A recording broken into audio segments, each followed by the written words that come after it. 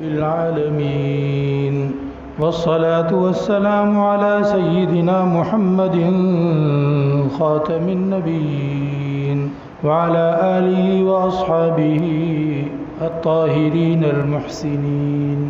أما بعد فأعوذ بالله من الشيطان الرجيم. بسم الله الرحمن الرحيم. وتزودوا فإن خير الزاد التقوى. وقال تعالى: إن للمتقين عند ربهم جنات النعيم. وقال: إن المتقين في مقام أمين. وقال رسول الله صلى الله عليه وسلم: التقوى هاهنا، وأشار إلى صدره صلى الله عليه وسلم. صدق الله مولانا العظيم وصدق رسوله النبي الكريم، ونحن على ذلك لمن الشاهدين والشاكرين، والحمد لله رب العالمین. صبح توبہ شام توبہ، رہے لب پہ مدام توبہ. صبح توبہ شام توبہ، رہے لب پہ مدام توبہ. بے اثر ہو کہ با اثر ہو، اپنے کرنے کا کام توبہ. اللہ رب العزت نے سورہ بقرہ میں سب سے پہلے جس طبقے کا، جس گروپ کا، جس قوم کا ذکر کیا وہ ہیں متقین. فرمایا: اعوذ باللہ من الشیطان الرجیم. الف لام میم ذالک الکتاب لا ریب فیہ ھدی للمتقین. یہ قرآن کریم ہدایت ہے تقوی والوں کے لیے. اس کے بعد اللہ رب العزت نے کافروں کا، منافقوں کا، ان کے حالات کا کچھ ذکر کیا، ان کے برے انجام کی طرف اشارہ کیا، ان کی قابل مذمت حالت کو ذکر کیا. اس کو ذکر کرنے کے بعد اللہ تعالیٰ نے دوبارہ تقوی کے لیے بات کی. آیت نمبر 20 میں فرمایا: یا ایھا الناس اعبدوا ربکم الذی خلقکم والذین من قبلکم لعلکم تتقون. تقوی اختیار کرنے کی تدبیر بتائی. تو یہ کتاب ہدایت ہے تقوی والوں کے لیے. اور اے لوگو، تمہاری سب سے بڑی ضرورت، سب سے بڑی اہم چیز تمہاری زندگی میں وہ تقوی کا حاصل کرنا ہے. اس کے لیے اپنے اس رب سے رشتہ جوڑو جس نے تمہیں پیدا کیا اور تم سے پہلے لوگوں کو پیدا کیا. تو تقوی اصل چیز ہے. قرآن کریم میں اللہ رب العزت نے تقوی والوں کی جگہ جگہ مختلف انداز میں تعریفیں فرمائی. ان کی صفتیں، ان کی عادتیں، ان کی نشانیاں قرآن پاک کے اندر بھی ذکر کی گئی ہیں، اور خود حضور پر نور صلی اللہ علیہ وسلم کی مقدس مبارک جو زندگی ہے، آپ کی جو سنت اور سیرت ہے، وہ سب تقوی کی عملی مثالیں ہی تو ہیں. تو تقوی والے کام وہ قرآن و سنت میں ہمیں قدم قدم پر، آیت آیت، رکو رکو میں مل جاتے ہیں. اس وقت جو عرض کرنا ہے مضمون وہ یہ کہ تقوی اختیار کرنے کا شوق اللہ تعالیٰ میرے دل میں پیدا کر دے، آپ کے دل میں پیدا کر دے. تقوی کا لفظ عربی زبان میں وقایا سے نکلا ہے. وقایا بچاؤ کو کہتے ہیں، پروٹیکشن، پریونشن، کسی چیز کو بچانا یا اپنے آپ کو بچانا، اپنی حفاظت کرنا، بچانا. تو تقوی چونکہ اس میں انسان نقصان دہ چیزوں سے بچتا ہے، اللہ کی ناراضگی والے کاموں سے بچتا ہے، وہ چیزیں جو حقیقت میں نقصان دینے والی ہیں ان سے بچتا ہے. چاہے بظاہر دیکھنے میں وہ چیز فائدے کی لگتی ہو، لیکن انجام کے حساب سے چونکہ وہ نقصان دینے والی چیز ہوتی ہے تو اس سے بچنا چاہیے. اس بچنے کی سنجیدہ کوشش کو تقوی کہتے ہیں. آپ گناہوں سے بچنے کا انتظام کرتے ہیں، گناہوں سے بچنے کی کوشش کرتے ہیں، اس کو تقوی کہا جاتا ہے. تقوی کا ترجمہ عام طور پر سادہ زبان میں اللہ کا ڈر کر دیا جاتا ہے، اللہ کا ڈر، لیکن یاد رکھیے کہ یہ ڈر ذرا الگ طرح کا ڈر ہے۔ ایک ڈر ہوتا ہے انسان کو بجلی کے ننگے تار سے، کہ اس کو ہاتھ لگ گیا تو مجھے کرنٹ لگ جائے گا۔ ایک ڈر ہوتا ہے انسان کو آگ سے، آگ میں گر گیا تو جل جاؤں گا۔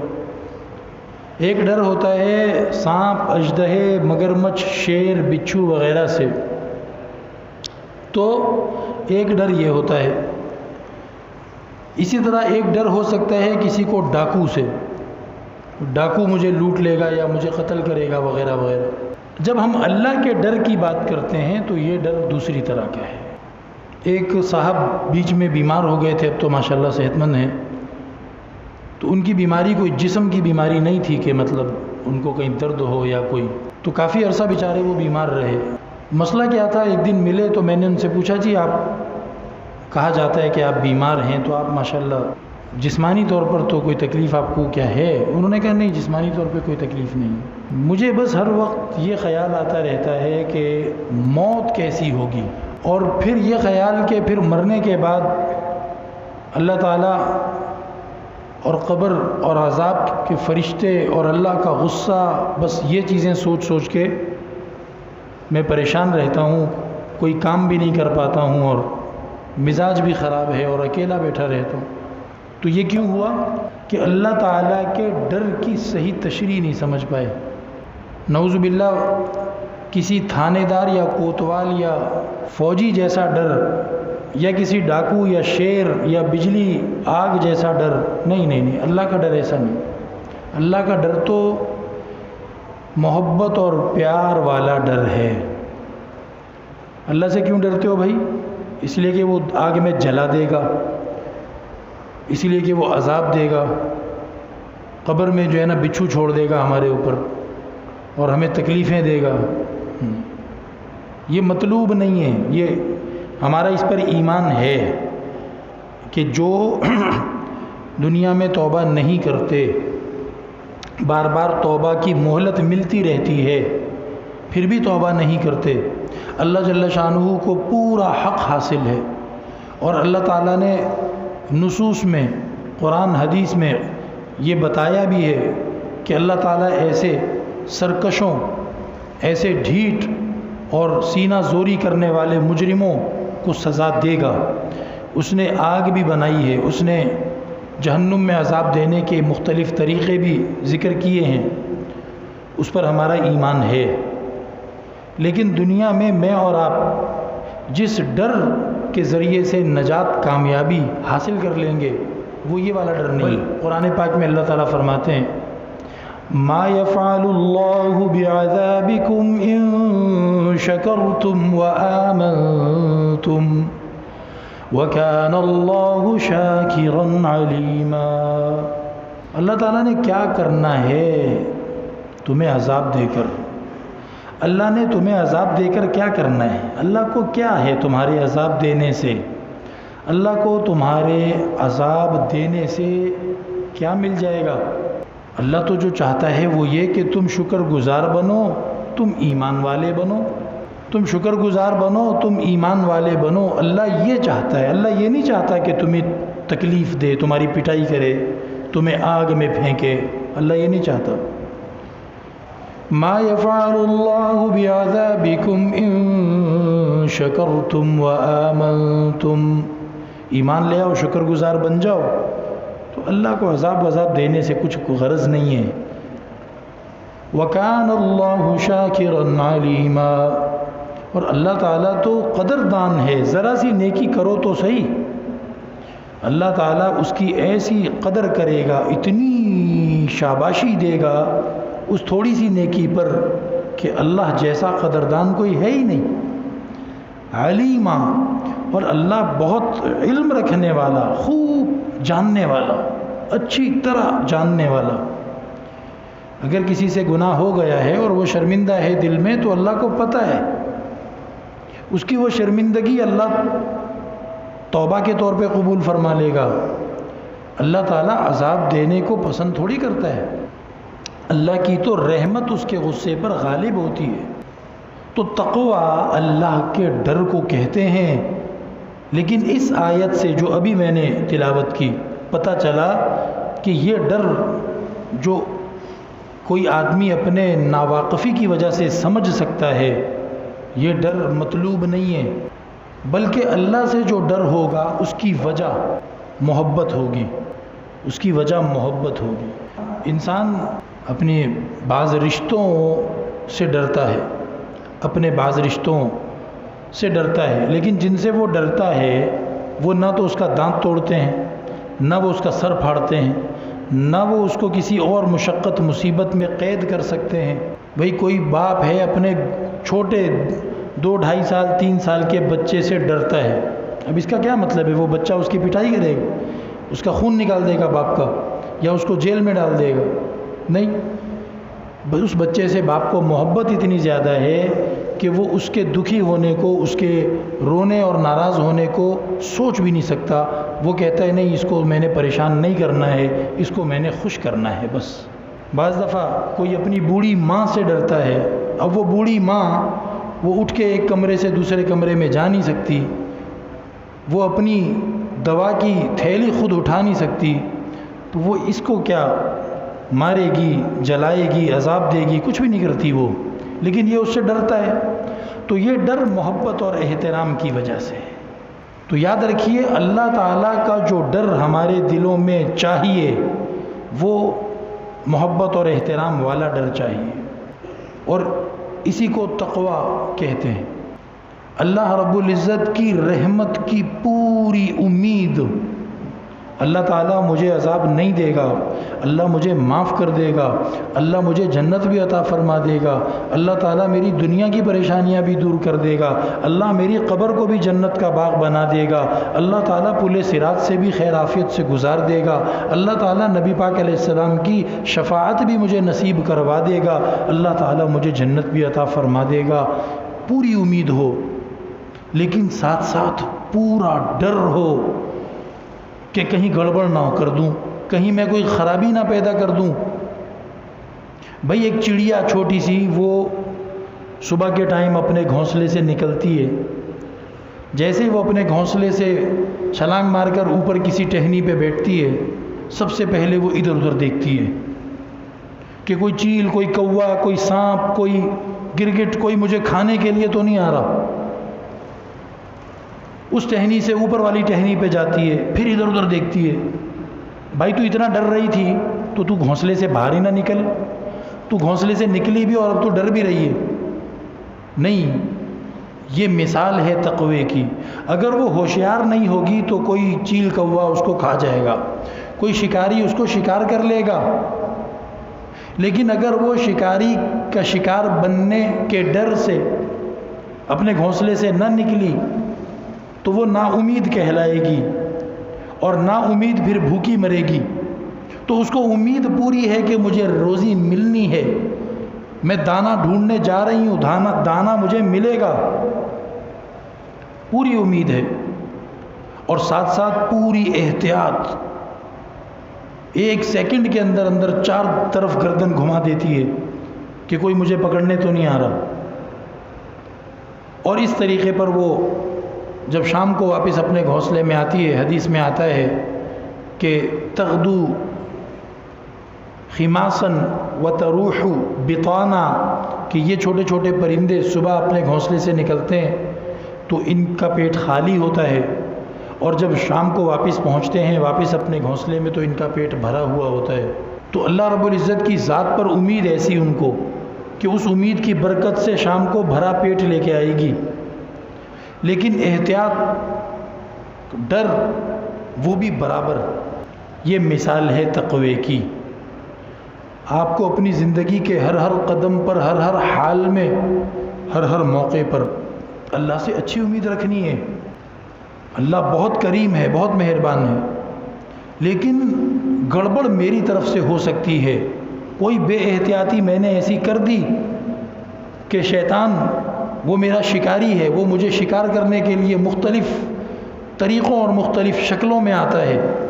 ایسا نہ ہو کہ جنت حاصل کرنے کے لیے میں نکلا اللہ کی رضا، رحمت، خوشنودی حاصل کرنے کے لیے میں نکلا، لیکن شیطان نے کسی شکل میں، کسی صورت میں، کسی موقع پر مجھے شکار کر لیا اور مجھے اس منزل تک نہیں پہنچنے دیا۔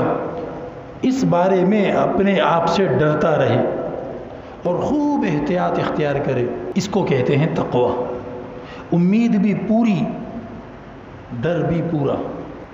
اور اسی کو حدیث مبارکہ میں نبی پاک علیہ الصلوۃ والسلام نے فرمایا کہ الکیس من دان نفسہ، سمجھدار کون ہے؟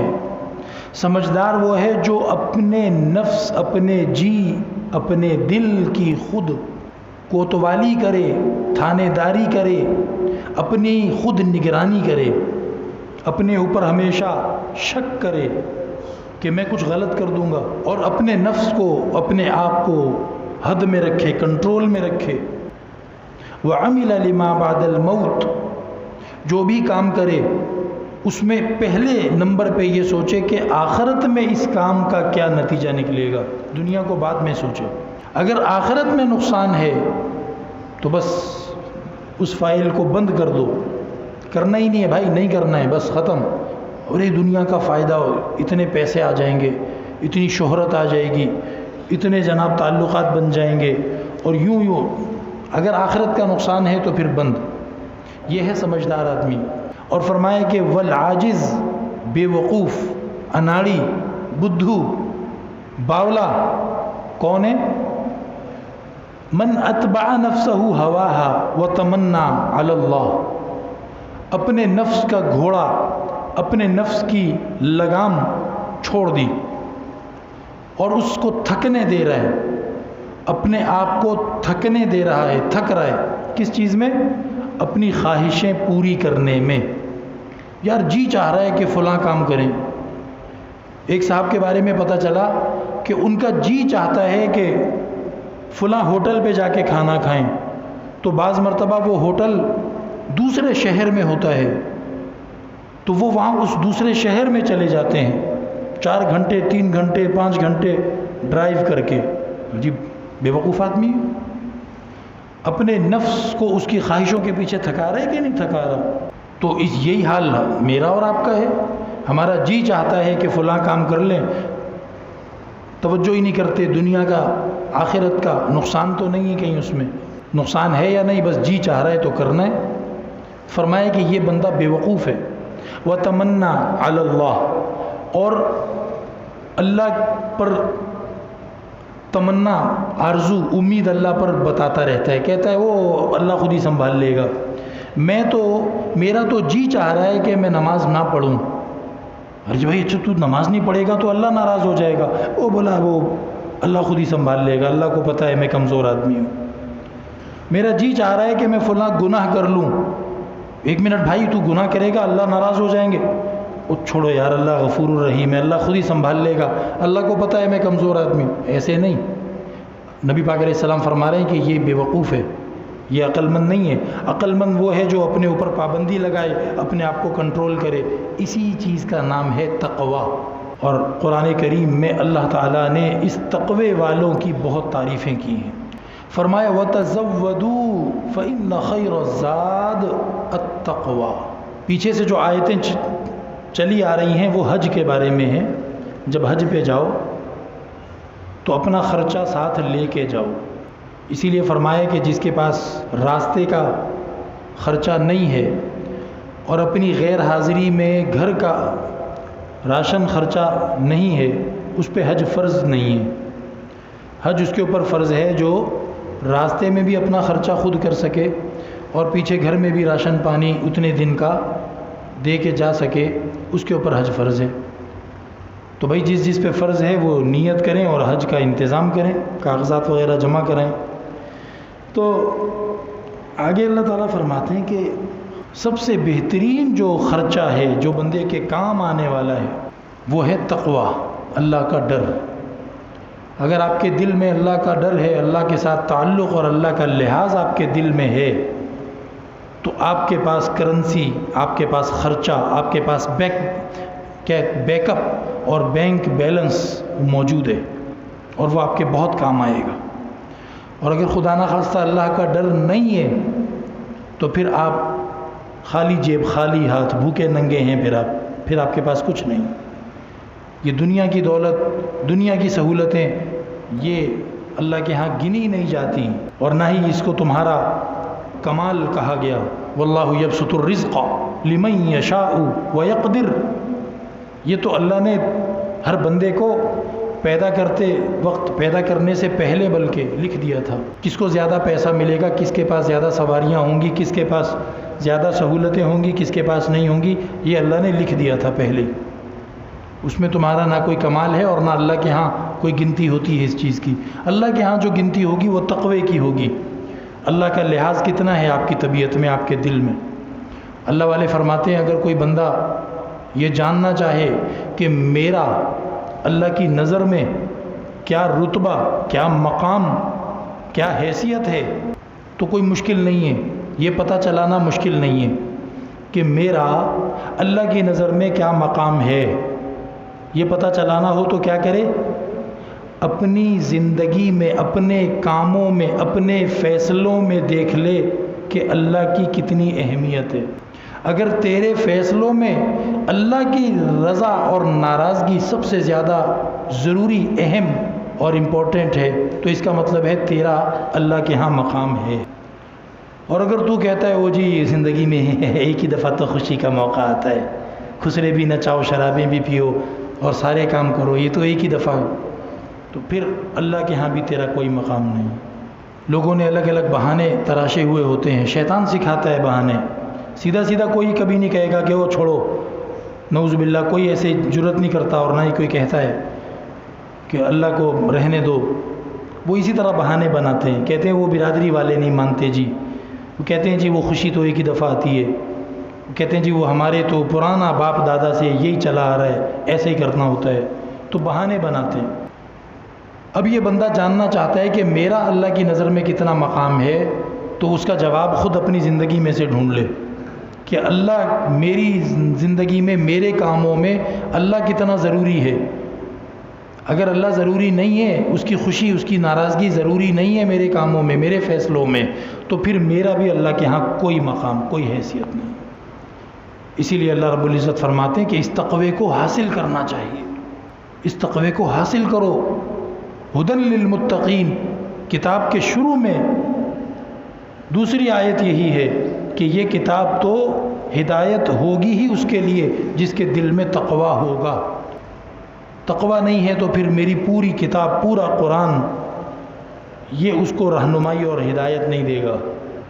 کسی کو پہلے سے موشن لگے ہیں، پیٹ اس کا خراب ہے بالکل، آپ اس کو دنیا کی سب سے مہنگی طاقت کا کیپسول کھلا دیں، دنیا کا سب سے مہنگا طاقت کا سیرپ یا کوئی کشتہ کسی حکیم کا آپ اس کو کھلا دیں، وہ اس طاقت کی دوا کو کھانے سے مر جائے گا۔ ابھی کیسے مر گیا؟ اتنی زبردست دوا ہے طاقت والی، اس کا معدہ اس طاقت کو برداشت نہیں کرے گا اور وہ مر جائے گا۔ پہلے اس کا معدہ ٹھیک کرو، جب اس کا ہاضمہ ٹھیک ہو جائے پھر طاقت کی دوا کھلاؤ۔ تو جس کا دل اندر سے خراب ہے، تقوی نہیں ہے، اللہ کا لحاظ اس کی زندگی میں نہیں ہے، آپ اس کو قرآن کریم سمجھاتے رہو، پڑھاتے رہو، سر سے لے کے پاؤں کے انگوٹھے تک تعویذ ہی تعویذ اس کے لکھ لکھ کے باندھ دو، اس کے اوپر قرآن کا اثر نہیں ہوگا۔ اللہ نے کہا ہے تقوی والوں کے لیے ہدایت ہے، بس اوروں کے لیے نہیں ہے۔ اسی لیے اللہ تعالیٰ فرماتے ہیں کہ تقوی حاصل کرنا ہے تو اپنے رب کا لحاظ اور تعلق اپنے دل میں بڑھانے کی کوشش کرو۔ تو سب سے بہترین کرنسی، سب سے بہترین بینک بیلنس، سب سے بہترین خرچہ وہ ہے تقوی۔ اس کو اپنے پاس جمع کرنے کی کوشش کرنی ہے۔ کیسے جمع ہوگا؟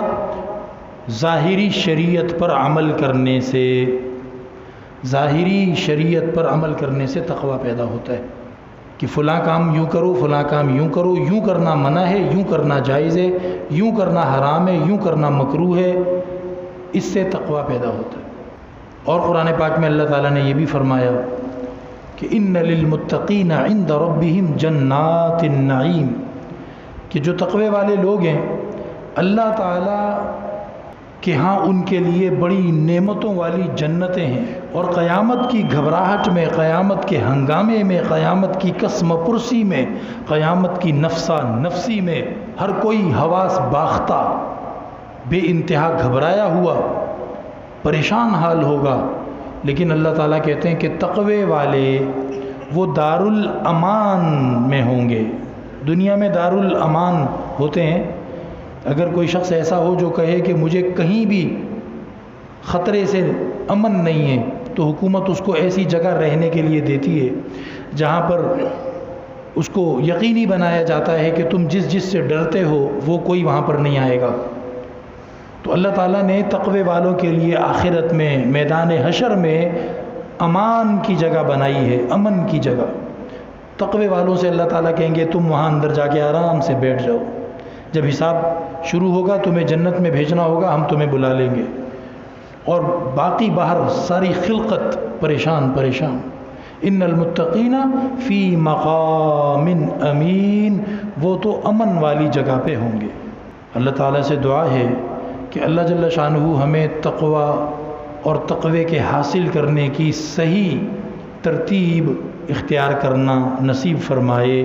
وآخر دعوانا ان الحمد للہ رب العالمین.